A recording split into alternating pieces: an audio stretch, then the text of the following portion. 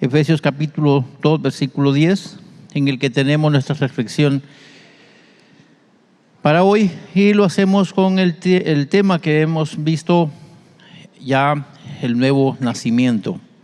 Espero que cada uno de nosotros tomemos en cuenta el por qué Dios nos hace recordar algunas cosas que tienen que ver con nuestra doctrina.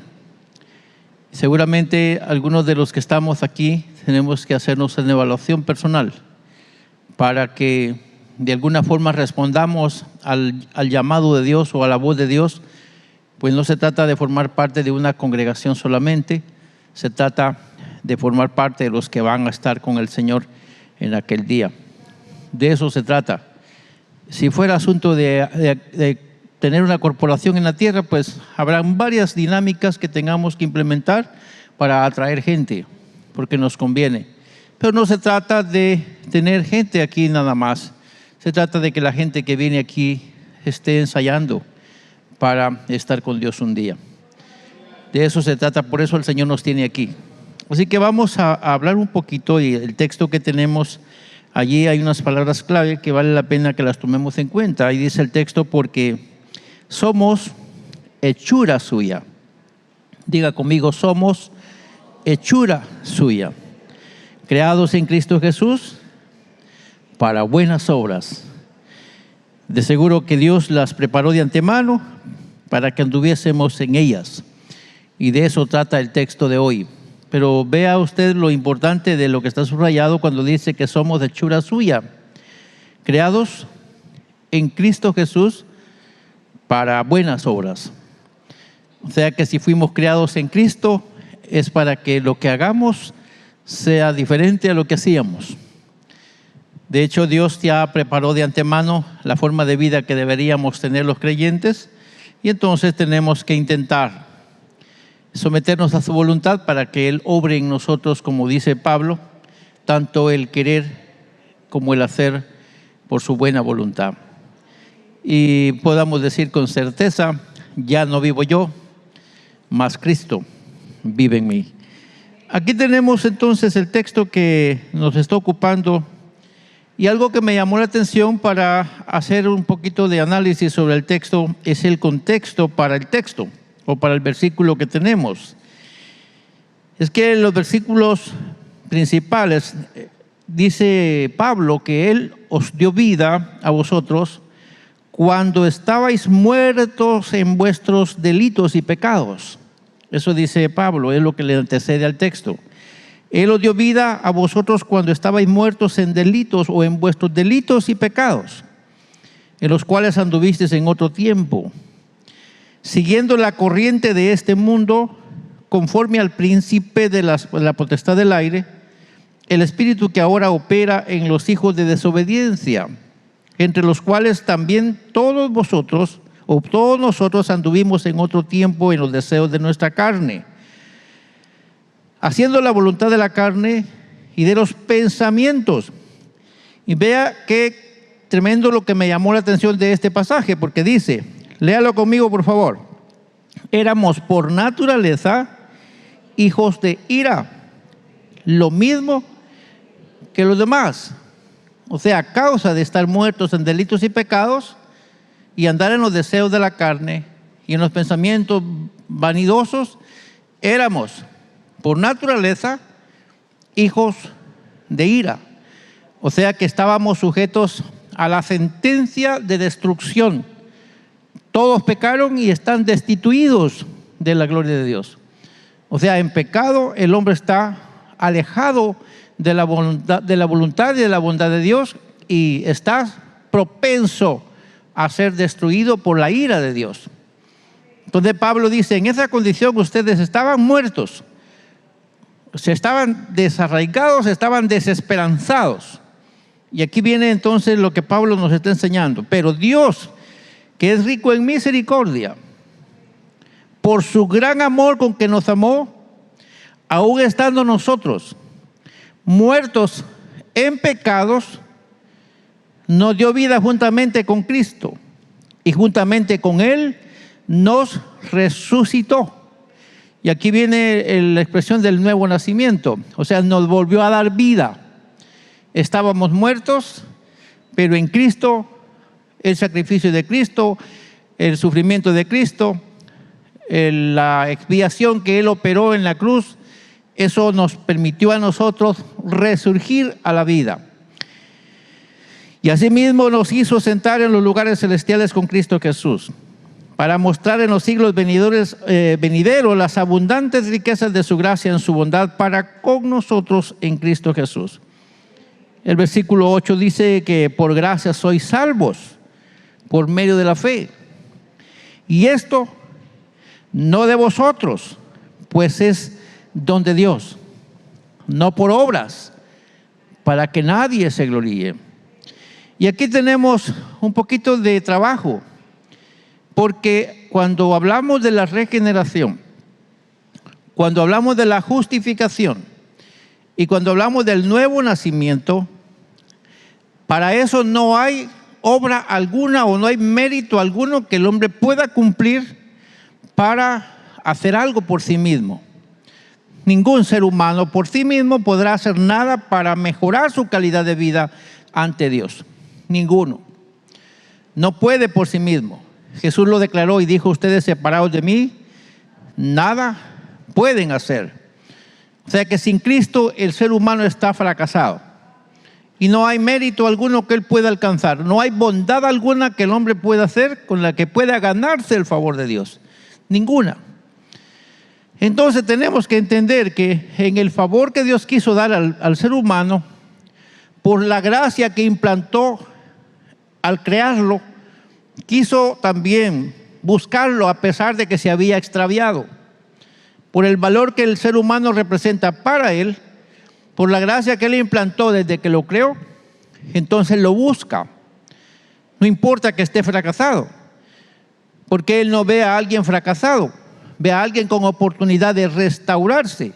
Y entonces lo busca, le tiende la mano y lo rescata. Él, en su sola voluntad, en su soberanía, lo resuelve así. Y él mismo opera en el ser humano el milagro de la transformación. Y usted dirá: ¿y para qué estamos acá? Pues obviamente también nosotros tenemos un trabajo que hacer, pero eso ya lo veremos en un tema similar en un tiempo posterior. Tenemos que reconocer que es de suma importancia entonces que veamos el nuevo nacimiento como una obra de gracia. Una obra de gracia, así como lo dice Pablo: por gracia sois salvos. La gracia implantada en nosotros cuando fuimos creados y la gracia que opera en Él para buscarnos porque somos sus criaturas. Por esa gracia, Él obra en nosotros el milagro de la restauración, de la regeneración. Y que podemos ver que el Espíritu Santo obra soberanamente. Y aquí, al decir soberanamente, estoy pensando que lo hace de sobrada gana, en el poder que Él tiene y en su voluntad y en su facultad.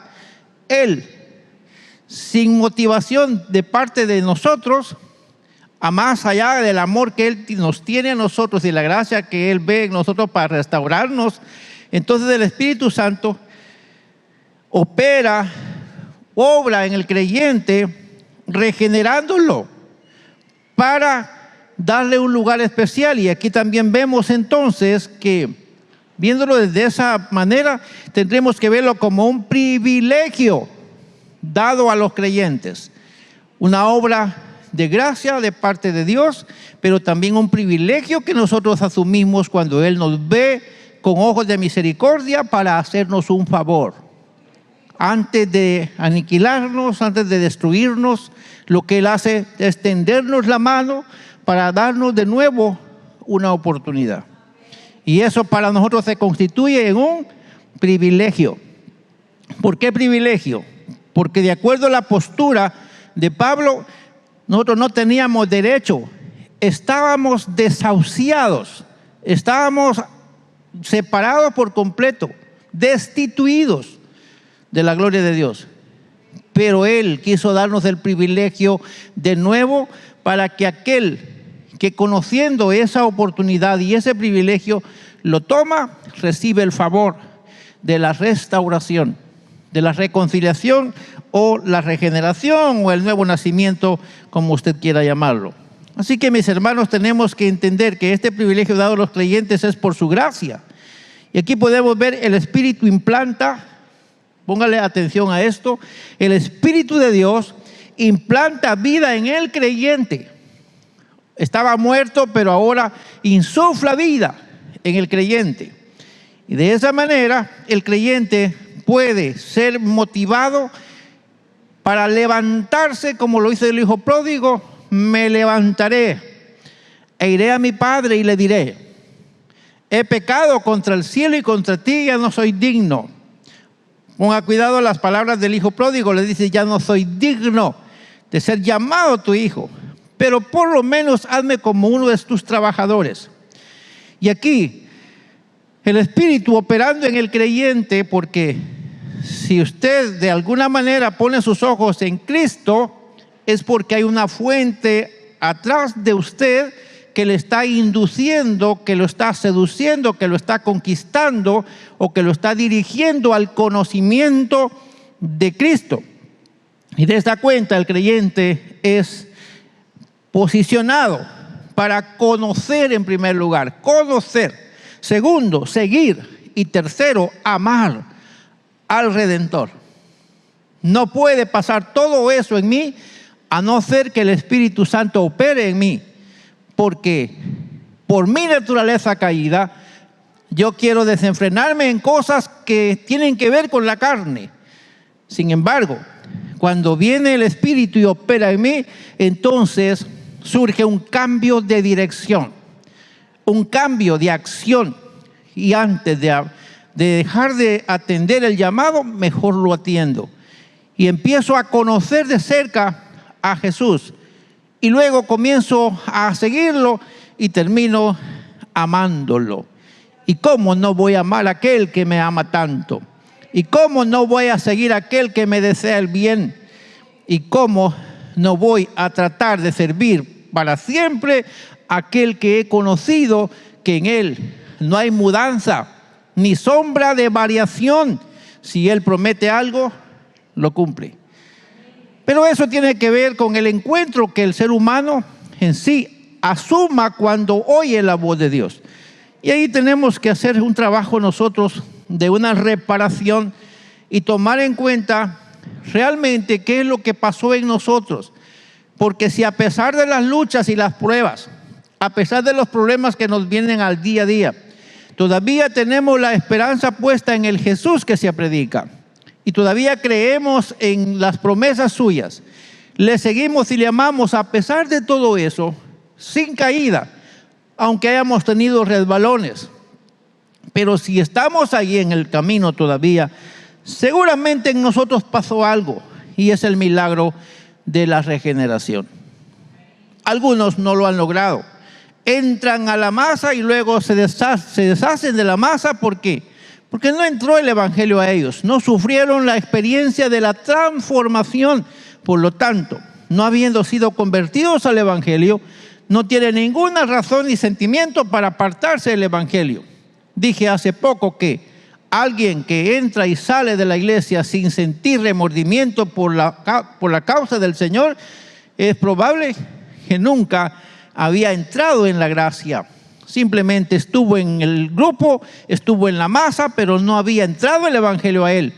Porque aquel a quien la simiente del Evangelio entró a su corazón, esta persona, a pesar de las luchas y las pruebas, prevalece perseverando, porque él sabe bien que el que perseverare hasta el fin, ese será salvo. Así que, mis hermanos, cuando pensamos en esto, cuando pensamos en la obra de gracia, tenemos que considerar al Dios que tenemos. Es un Dios celoso, un Dios que no tolera el pecado. Usted lee la Escritura y se va a dar cuenta que a su pueblo que sacó de Egipto no dejó entrar a cierta generación a la tierra prometida porque se habían rebelado contra su espíritu.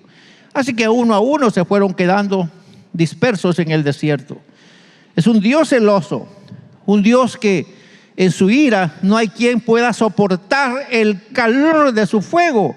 Ay de aquel que en pecado ve a Dios, porque muere inmediatamente. Pero vea qué interesante, porque en su ira, en su todo poder, Él se acordó de nosotros. Y de esa manera, antes de destruirnos a causa del pecado, el Eterno se mueve a misericordia y mediante su Espíritu se acerca al creyente para inducirlo al arrepentimiento y al conocimiento de Jesucristo, el Redentor de su alma. La pregunta que yo me hago es, ¿qué tiene el hombre para que Dios lo esté rogando tanto? ¿Qué tiene el hombre para que Él esté tratando con él de seducirlo, como que tan gran importancia tiene? ¿Y qué pensaría usted si el Todopoderoso, el todo suficiente Dios piensa en usted? Eso significa que para Él usted es una persona digno de tomar en cuenta, de acercarse a usted, de tratar con usted y buscar para usted el mejor lugar.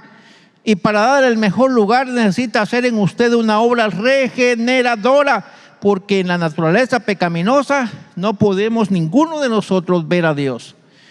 Entonces Él está haciendo un ejercicio con nosotros, y ahí tendríamos que llegar a pensar qué tanto valemos para Él. Cuando pensamos que es una obra de gracia, tenemos que puntualizarlo, porque una vez el creyente, guiado por el Espíritu Santo, conoce a Jesucristo el Redentor, recibe la inspiración por la fe para seguir a su Redentor, por lo cual modifica sus prioridades. El creyente modifica sus prioridades. Antes se iba para el parque, ahora se viene para la iglesia. Antes se iba para la feria, ahora se viene para las vigilias. Antes se iba para un punto que le destruía su alma, ahora las cosas son diferentes. Entonces, el que ha sido regenerado, diga conmigo, tiene prioridades diferentes.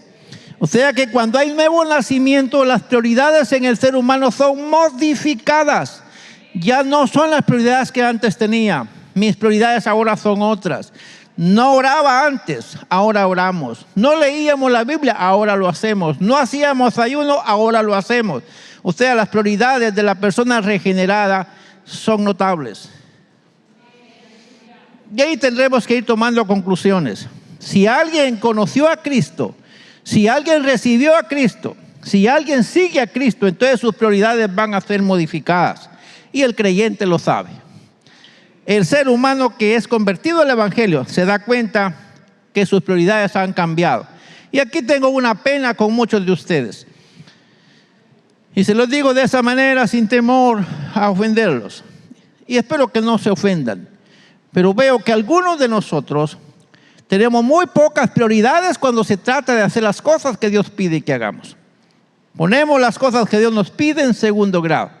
Y a veces hacemos lo que nosotros creemos que es más importante para nosotros antes que obedecer lo que Él nos está pidiendo que establezcamos como prioridad. Y a eso hay que ponerle atención. Porque si alguno dice que es cristiano y considera que se acostumbró a la vida religiosa, pero sus prioridades no van de acuerdo a las prioridades que establece el Señor, entonces su vida necesita ser redireccionada. Tiene que encontrarse con su situación y con su realidad y decir, parece que mis prioridades no están enfocadas en lo que deben estar enfocadas. Entonces tengo que empezar a hacer un encuentro con mi Señor.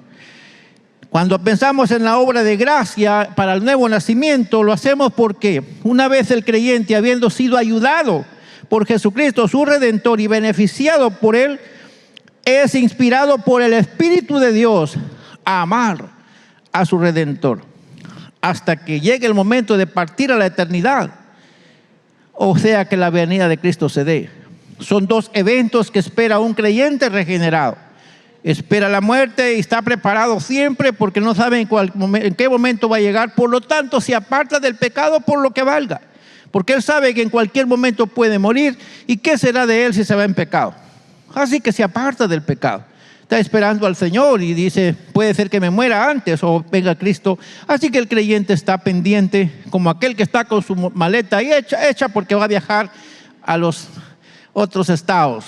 lejos de aquí de nosotros. Mis hermanos, tenemos que pensar entonces que las personas son inspiradas por el Espíritu Santo para amar a su Salvador. Y amar significa poner en primer lugar a alguien. Y se lo voy a ilustrar cuando alguien ama a una persona, él o ella. Cierra sus oídos hasta los consejos de sus padres porque se enceguece pensando en la persona que dice amar. O sea, esa persona toma un lugar preferencial en su corazón que se le olvida que hay otras personas importantes para esta persona. El que ama a Cristo y lo sigue, tiene que entender que Cristo tiene el primer lugar en su corazón. Si así no fuera, el creyente no está amando a Cristo. Porque amar significa ponerlo en primer lugar. ¿Hasta dónde usted está teniendo a Cristo en primer lugar? Eso es asunto suyo de poderse evaluar. ¿Qué preferencia tiene Cristo en su corazón? O si le dice usted a Cristo, espérate un poquito, pues tú eres el mismo ayer, hoy, por los siglos y siempre estarás ahí, así que espérame un poco. Yo voy a ver qué hago y después regreso. Entonces Cristo no es para usted una preferencia de primera prioridad. Y ahí tiene que sacar cada quien su conclusión. El nuevo nacimiento se ve como un privilegio dado a los creyentes porque con la obra de la regeneración, esto me hace suspirar fuertemente porque vea usted, con la obra de la regeneración, el corazón es apto para ser establecido como una morada del Espíritu Santo. Y el creyente es sellado por el mismo Espíritu para el día de la redención. Vea cómo entra en acción el privilegio, que el corazón suyo se convierte en templo y morada del Espíritu. Y usted comienza a obrar en el Espíritu, comienza a actuar en el Espíritu, comienza a servir en el Espíritu. Y de esa manera usted tiene privilegios que le competen al Espíritu como persona, pero son dados a usted para que después usted se expresa a través del fruto del Espíritu. Viéndolo desde el punto de vista del privilegio, es demasiado pensar el privilegio que tenemos ante el Señor y que Él cómo nos ve cuando nos confía a su Espíritu para que habite en nosotros y desde ahí Él sea el que dirija nuestro comportamiento, dirija nuestra vida. Y es por eso, mis hermanos, que me preocupa bastante dos cosas. El que el Señor nos esté llamando a reflexionar sobre estos pasajes y que algunos de nosotros tengamos un resultado en nuestro comportamiento como si no conociéramos al Señor. Porque si así fuera, tendríamos que estar reflejando un carácter renovado. Y ya lo decíamos anteriormente que el carácter tiene que ser transformado, porque el carácter nuestro es el que nos compromete. No hay otra cosa más difícil que nuestro carácter. Y nuestro carácter se desarrolla, el carácter natural se desarrolla con el entorno donde estamos. Y el entorno es enfermizo. Entonces nosotros también lo somos. Por eso necesitamos que nuestro carácter sea transformado a la manera de Cristo. Y en el carácter que Él implanta en nosotros, el corazón queda apto para ser una morada del Espíritu. Y qué interesante, porque de esta manera el Espíritu no solo habita en mí, sino que me pone el sello de protección para el día cuando Él aparezca en las nubes a traer a su pueblo. El sello del Espíritu valdrá para que yo pueda ser revelado ante Él. Diríamos entonces que el Espíritu del Señor nos va a presentar ante Él y nosotros vamos a sentir la bendición de estar ante Él. El nuevo nacimiento se ve como un privilegio dado a los creyentes porque el Eterno mismo despierta en el creyente el deseo de hacer lo correcto y aquello que agrada a Dios. Y Pablo decía, Cristo en mí, la esperanza de gloria. Vea usted qué bonito como lo dice, Cristo en mí, la esperanza de gloria. O sea que Él operando en mí, Él haciendo en mí lo que yo estoy haciendo, entonces de esa cuenta hago lo que agrada al Señor. Hermanos amados, lo estoy viendo así, lo estoy tratando de visualizar a un Dios que me está trabajando porque ve que no soy agradable ante Dios, pero me está seduciendo para que yo haga las cosas a la manera de Dios, y Él mismo lo está propiciando en mí para que yo al final sea alguien que agrade al Señor. O sea, Él lo está haciendo todo. ¿Qué es lo que yo hago entonces? Dirá usted. Bueno, parece que no nos está dejando chance a nosotros. Ya lo hablaremos enseguida con el tema de la santificación. Pero mientras tanto tendremos que puntualizar que el nuevo nacimiento es un privilegio con el que Él interviene y nos ayuda para que en nuestra debilidad y en nuestro pecado que nos separa de Dios podamos ser reparados y de nuevo encontrar gracia ante Él para el oportuno socorro. Hermanos amados, Él obrando en nosotros nos da el poder para hacer lo que agrada al Señor. No podemos hacerlo de nuestra propia cuenta, pero Él nos da el poder para poder hacer nosotros lo que agrada al Señor. ¿Cómo lo ve usted? Cuando Él nos da el producto y también nos lo compra. Él nos provee la forma de ser para que nosotros cambiemos nuestra forma de ser y entonces agrademos al Señor con lo que hacemos. ¿No lo ve usted como un privilegio? ¿Quién soy yo para que Él piense en mí de esa manera? Y no solo piense en mí, sino también me ayude para que yo pueda ser alguien que agrada al Señor en mi forma de comportarme, porque Él en mí opera para el bien. Para el actuar en la nueva vida según Dios, Pablo dijo, de modo que si alguno está en Cristo, nueva criatura es. Las cosas viejas pasaron y aquí todas son hechas nuevas. Y todo esto, vea qué interesante, porque Pablo dice, proviene de Dios, quien nos reconcilió consigo mismo por Cristo y nos dio también el misterio o el ministerio de la reconciliación. Él pone en mi boca hoy el mensaje esperanzador para que les diga, hermanos, nosotros tenemos un privilegio grande delante del Señor, porque Él nos reconcilió consigo mismo y nos da la oportunidad de anunciar un ministerio restaurador. Él está con nosotros para restaurar la vida de alguien que necesita restauración. Seguramente Él está aquí. La novedad de vida del nuevo nacimiento como privilegio que recibe el creyente es el accionar de Dios en el corazón del creyente arrepentido, mediante lo cual el Espíritu mismo hace acepto ante el amado al creyente regenerado. Hermanos amados, es poco lo que hacemos nosotros en esto, porque Él mismo hace que nuestra conducta y comportamiento mediante el Espíritu sea aceptable delante de Dios. ¿Qué es lo que yo hago? Pues diga conmigo, solo disponerme a la voluntad de Dios, solo dejarlo a Él que trabaje en mí. Pero ese es el problema de muchos de nosotros. Le decimos al Señor, espérate un poco. No sé con quién, pero conmigo espérate un poco. Y no le permitimos trabajar. Y por lo menos nos damos cuenta que es que yo soy de un carácter. Usted mire, cuidadito. Por bien soy buenísimo. Me quito el bocado y se lo doy a alguien, pero por mal ya me van a conocer.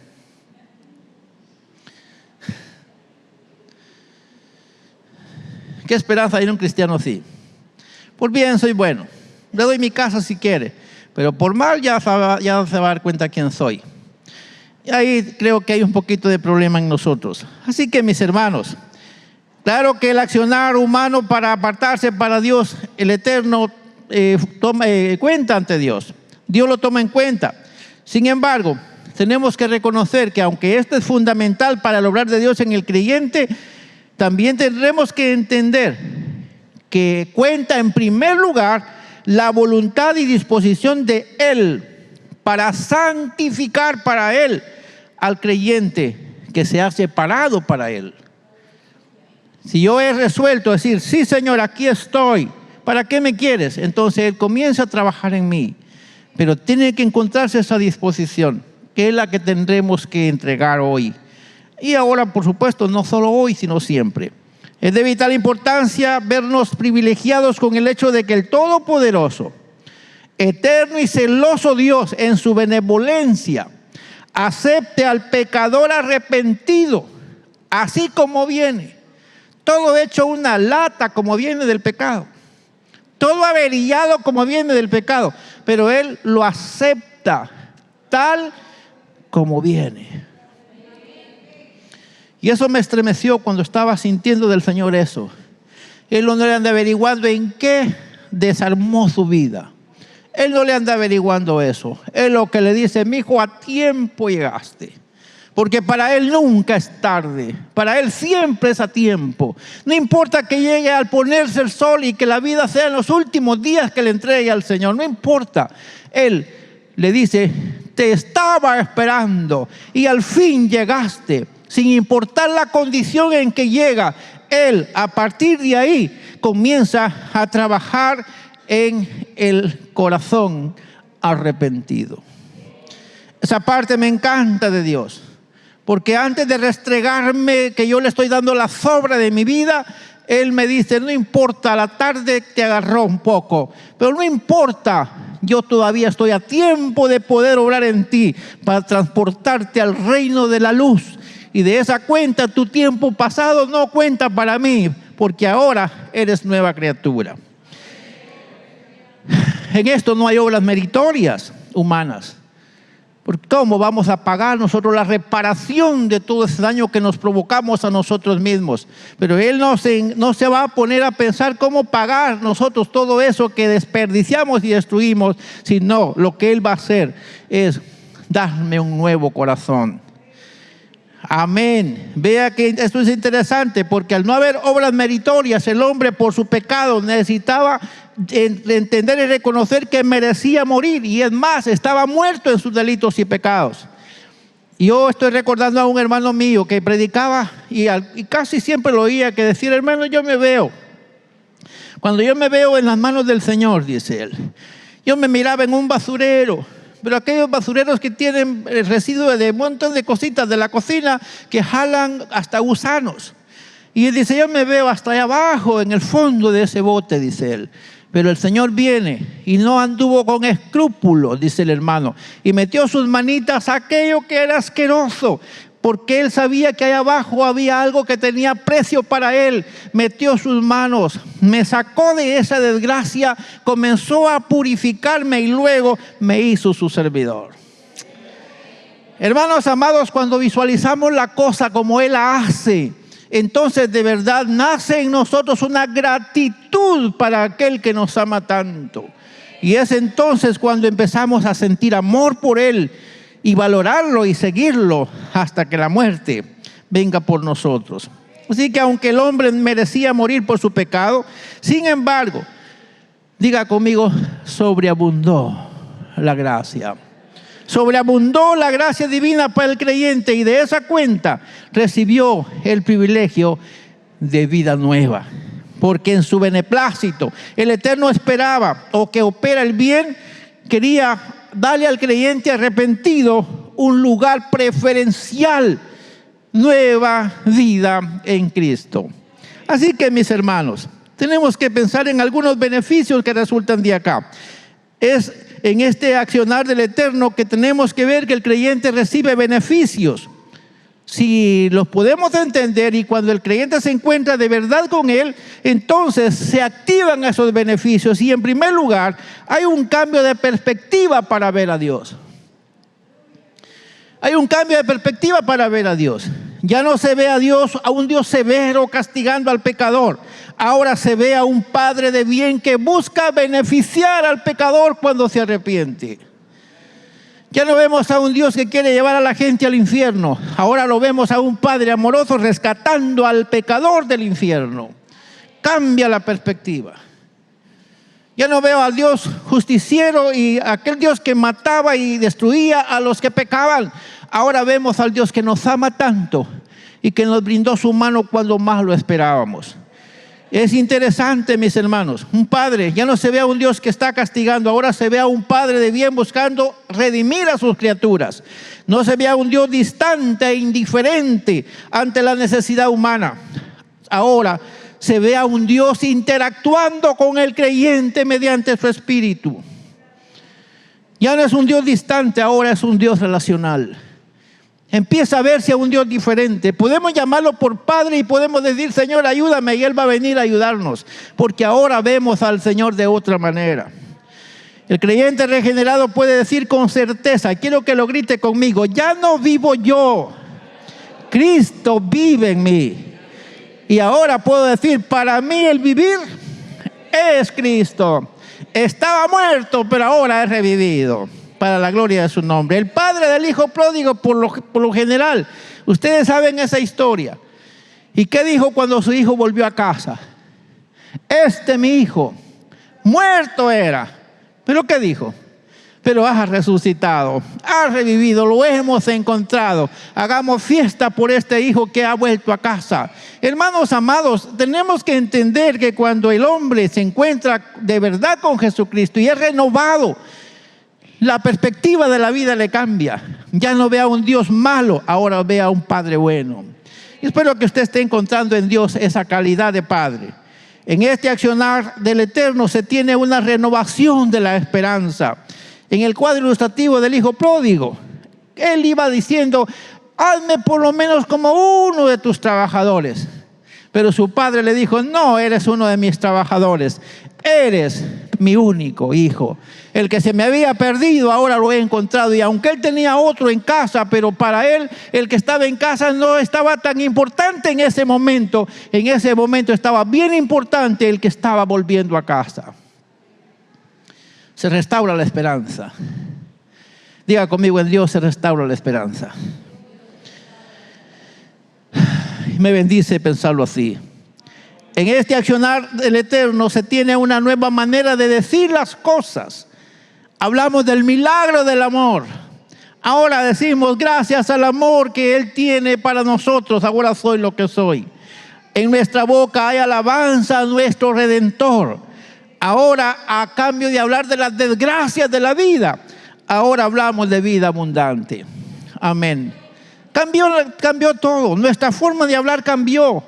Ya no hablamos que somos unos desventurados. ¿Para qué nací? Pareciera que yo soy un abortivo, un mal parto. Ya no pensamos así. Algunos piensan de su vida que mejor no hubieran nacido. Pero ahora en Cristo las cosas se ven diferentes. Ahora dice, para mí no hay mayor cosa que hablar del amor de Dios. Zaqueo, antes de su encuentro con Jesucristo, era un hombre odiado por el pueblo. Después del encuentro, experimentó una profunda transformación, arrepintiéndose de sus pecados y decidió reparar el daño que había ocasionado. Si a alguien le he robado algo, se lo devuelvo cuadruplicado. No era el mismo Zaqueo. Antes de encontrarse con Cristo era diferente. Le robaba a la gente. Ahora, con Cristo en el corazón, dice, yo quiero pagarle a la gente los daños que le he hecho. ¿Se nota el cambio, mis hermanos? Claro que se nota. Ahora, para finalizar, quiero que diga conmigo, como hijos de Dios, necesitaremos negarnos a nosotros mismos, revisar nuestra condición de vida espiritual, revisar cuáles son nuestras prioridades. Y si encontramos indicios de una vida antigua que se realizaba bajo la voluntad de la carne, entonces nos toca ceder nuestra voluntad y vida al Señor. Si resulta que todavía parece que soy el mismo de hace 15 años, soy el mismo que hace 20 años, soy el mismo que hace 10 años, soy el mismo que hace un año, entonces necesito entregar mi voluntad al Señor, porque es posible que mi vida está siendo controlada por la carne y en esa condición estoy sujeto a la ira y a ser aniquilado delante del Señor. Aunque en esta doctrina dice que para nosotros no hay aniquilación, pero qué desgracia mayor será el no calificar para estar con Dios por la eternidad. Entonces tendremos que pensar que vamos a ceder nuestra voluntad al Señor. Estamos a tiempo. Espero que lo crean. Estamos a tiempo. Y hay que correr, mis hermanos. Hay que apurarnos. No le demos tanto tiempo a nuestra vida. No, su vida no está en poder suyo el preservarla. Eso depende de Dios. Así que corramos para arreglar nuestra vida con el Señor. Resolvamos entregar nuestra voluntad a nuestro Dios, puesto que Él en su gracia llama diciendo a gritos, He aquí estoy yo a la puerta y llamo. Si alguno oye mi voz y abre la puerta, entraré a él y cenaré con él, y él cenará conmigo. Eso es lo que dice él. Si alguno está escuchando este mensaje y siente que es para usted, el Señor le dice: no te detengas, no te entretengas.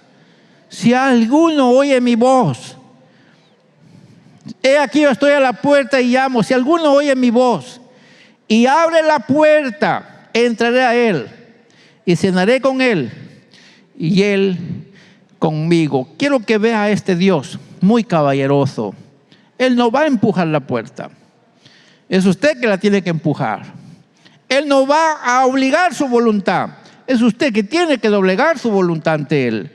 Porque Él es nuestro Dios y Él puede hacer cualquier cosa, pues es el Todopoderoso. Pero nos ve con respeto y dice: depende de tu decisión. En tu decisión está el que yo trabaje en tu corazón. Cuando hayamos entregado nuestra voluntad al Eterno, veremos que la vida en Cristo es una vida de gozo en el Espíritu. Encontraremos nuestra identidad en Él y resolveremos vivir para alabanza de su gloria. Yo no quisiera que mi cabeza tenga pensamientos que no agradan al Señor. Yo no quisiera que en mi boca hayan palabras que desagraden al Señor. Yo no quisiera que en mi comportamiento haya uno solo que desagrade a mi Señor. Yo quisiera yo ser un altar encendido para el Señor. Porque ¿cómo he de quedarle mal a aquel que me ama tanto? ¿Cómo he de traicionar el amor de aquel que me ama tanto? ¿Cómo he de quedarle mal a aquel que lo dio todo por mí? No es posible que eso suceda. Por eso la vida en Cristo es una vida de compromiso. Yo renuncio a cualquier cosa por amor a mi Señor. Tiene que evaluarse usted. Así que, mis hermanos, si hemos sido regenerados, hemos encontrado la vida de gozo en el Espíritu, hemos encontrado nuestra identidad en Él, y luego resolveremos vivir para alabanza de su gloria siempre. Entonces entenderemos la razón de ser iglesia, entenderemos la razón de nuestro ejercicio espiritual mientras nos encaminamos a la patria celestial. Hermanos amados, empezaremos a vivir en la tierra como verdadero entusiasmo, o con verdadero entusiasmo, como si ya estuviéramos en el cielo. Yo quiero que su vida refleje, dice yo ya me siento en el cielo. Amén. Y a aquel que se siente en el cielo, si le preguntan cuántos creen que Cristo viene, levantan sus manos bien alto.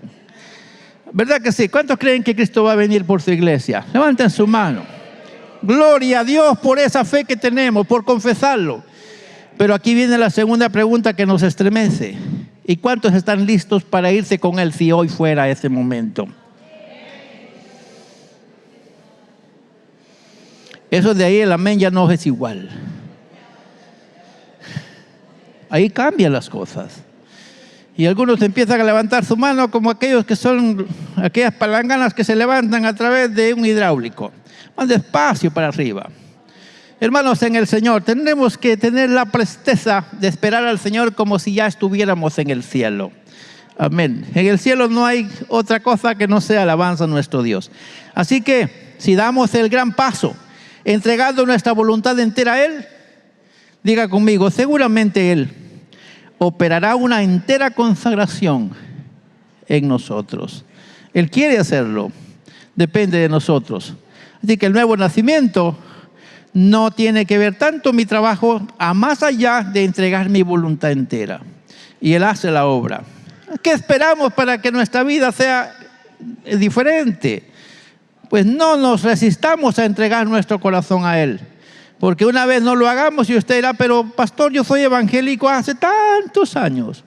Pero si su vida no responde a la voluntad del Señor, usted necesita entregar esa partecita de su vida. Yo no soy quien para juzgar a nadie, pero la palabra de seguro nos va a juzgar.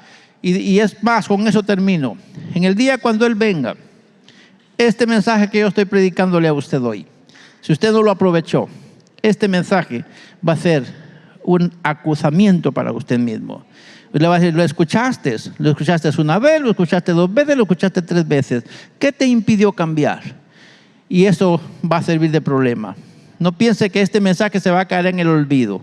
Aunque usted dice que yo no soy tan bueno para memorizar, le aseguro que esta voz de alerta que el Señor nos está dando este día va a ser en aquel día recurso para que el Señor le diga: te lo dije, varias veces te lo dije. Y espero que usted lo haya aprovechado en esta ocasión. Con confianza, levantemos nuestras manos al Señor y digámosle estas palabras sencillas: Señor, permite que mi vida esté dispuesta ante ti.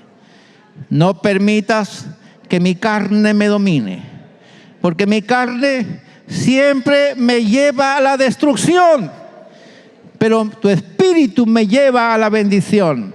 Permíteme entender la voz de tu espíritu, para que en aquel día yo sea encontrado digno de estar con mi Padre Celestial, que me ama mucho y lo hace de verdad. En el nombre de Jesús. Amén. Padre, yo te doy gracias por esta reflexión. Te doy gracias por esta palabra que has puesto en nuestro corazón. Te pido que esas manos levantadas puedan ser vistas delante de ti como una ofrenda. Señor, una vez más nosotros nos entregamos ante ti. Ya hicimos en una ocasión un llamamiento para volcar nuestra vida a ti. Trabaja en nosotros, porque hay cosas que nos está costando a nosotros. No hemos entendido el por qué nos está costando, pero ayúdanos para poder ser personas que entregamos nuestra voluntad entera ante ti. Y de esa cuenta tú vas a trabajar para hacer en nosotros lo que quieres, porque nos quieres hacer siempre el bien. Ayúdanos para entenderlo y que no le prestemos atención al maligno que nos quiere destruir por completo. Ayúdanos a entender que tú quieres obrar en nosotros la regeneración, que podamos cederte ese derecho para que tú operes en nosotros lo que tengas que hacer. Queremos ser como el barro en las manos del alfarero. Queremos disponernos ante ti para que tú hagas todo lo que quieras en nuestra vida, lo cual seguramente será para bien, y lo declaramos en el nombre bendito de Jesús. Amén y amén.